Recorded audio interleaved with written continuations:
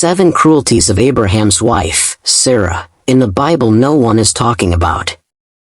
Sarah, the wife of Abraham, the father of all nations, was known in the Bible as a woman of great virtue and wife worthy of emulation. This attribute was mainly given to her because of her submissiveness to her husband. The Bible said she called Abraham Lord. She is also a good woman and wife by standing with her husband while he walked with God. But there are subtle cruel attributes of Sarah recorded in the Bible people are not talking about.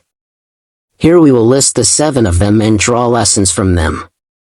The Bible portrays Sarah as a virtuous woman, a faithful wife, and a key figure in the covenant between God and Abraham.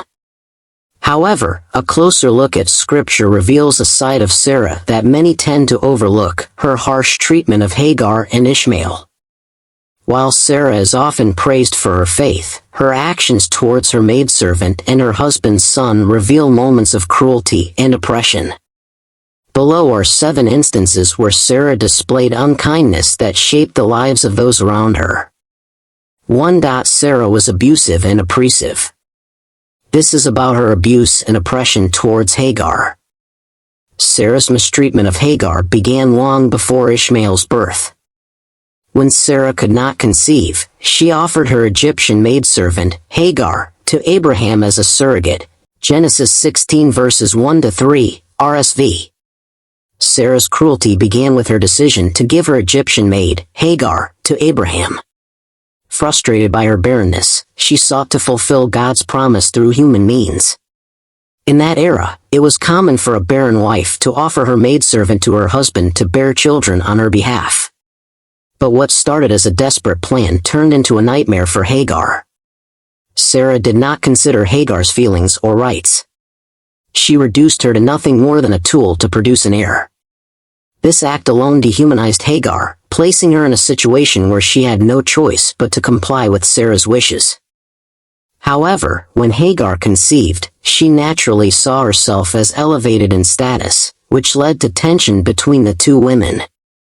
Instead of handling the situation with wisdom, Sarah began to treat Hagar harshly, to the extent that Hagar fled into the wilderness. Genesis 16 verse 6.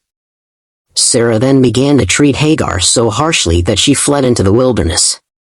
The severity of Sarah's oppression was so extreme that Hagar, pregnant and vulnerable, preferred the dangers of the desert over staying under Sarah's authority.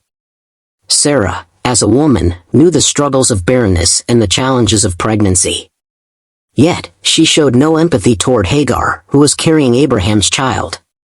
Instead of offering her support, she ensured that Hagar's life was miserable. She did not care that Hagar, as a runaway pregnant woman, was at risk of starvation, dehydration, or even death. This lack of compassion highlights a side of Sarah that is rarely discussed. Her abuse was so severe that an angel of the Lord had to intervene to encourage Hagar to return and endure the suffering for a time. 2. Humiliation and molestation. Sarah's actions towards Hagar were not just oppressive but also humiliating. Hagar was forced into a relationship with Abraham without her consent. After conceiving, she was treated like an outcast in a household that had initially positioned her as a key figure in continuing Abraham's lineage. Sarah saw Hagar's new status as a threat and took pleasure in demeaning her, ensuring she remained submissive despite carrying the child that Sarah herself had orchestrated. Genesis 16 verses 4-5, RSV. When Hagar conceived, she naturally began to see herself as more than just a slave. She was now carrying the child of the household's master. The Bible says, "And when she saw that she had conceived, she looked with contempt on her mistress." Genesis 16 verse 4. Sarah, instead of understanding the emotional turmoil Hagar was going through, responded with anger and jealousy. She blamed Abraham, saying, "May the wrong done to me be on you. I gave my maid to your embrace, and when she saw that she had conceived, she looked on me with contempt. May the Lord judge between you and me." Verses 4-5. 3. Her meanness towards Ishmael. Sarah did not only mistreat Hagar but extended her cruelty to Ishmael, Abraham's firstborn son. The Bible records that after Isaac was born, Sarah noticed Ishmael playing and immediately demanded that he be cast out. Genesis 21 verses 9 to 10. She did not consider that Ishmael was still a young boy and had no control over the circumstances of his birth. Her jealousy and insecurity led her to push for the expulsion of a child who was rightfully part of Abraham's household. Genesis 16 verse 5. She conveniently forgot that she had orchestrated this plan herself. Rather than dealing with the situation with grace, she sought revenge. Genesis 16 verse 6, RSV. In response to Sarah's complaint, Abraham gave her complete control over Hagar, saying, "Behold, your maid is in your power, do to her as you please." 4. Exiling a mother and her child without care. Sarah's demand to send Hagar and Ishmael away was not only heartless but reckless. She insisted that they be driven into the wilderness without proper provisions or a safe destination. Genesis 21 verses 10 to 14. Genesis 21 verses 9 to 10, RSV. Years later, after Sarah miraculously gave birth to Isaac, her resentment toward Hagar and Ishmael only grew. But Sarah saw the son of Hagar the Egyptian, whom she had borne to Abraham, playing with her son Isaac. Genesis 21 verse 9. Ishmael, a young boy, was merely playing with his younger brother, yet Sarah saw this as a threat. She immediately demanded that Abraham cast both Hagar and Ishmael out of their home, saying, "Cast out this slave woman with her son, for the son of this slave woman shall not be heir with my son Isaac." Genesis 21 verse 10. She did not care about what would happen to them, whether they lived or died. Her only concern was securing Isaac's inheritance. Abraham, though reluctant, obeyed God's instruction and gave them a small amount of food and water. This act left a woman and her son to fend for themselves in a harsh desert, showing how indifferent Sarah was to their fate. 5. Manipulation of Abraham against his own son. Sarah was aware of Abraham's love for Ishmael, yet she manipulated her husband into abandoning his son. She insisted that Ishmael should not share in Isaac's inheritance, pressuring Abraham to comply. Genesis 21 verses 10 to 11. Genesis 21 verses 10 to 14, RSV. Sarah's demand was not only heartless but also dangerous. Abraham, though distressed, followed her wishes. He gave Hagar some bread and a skin of water and sent her away with Ishmael.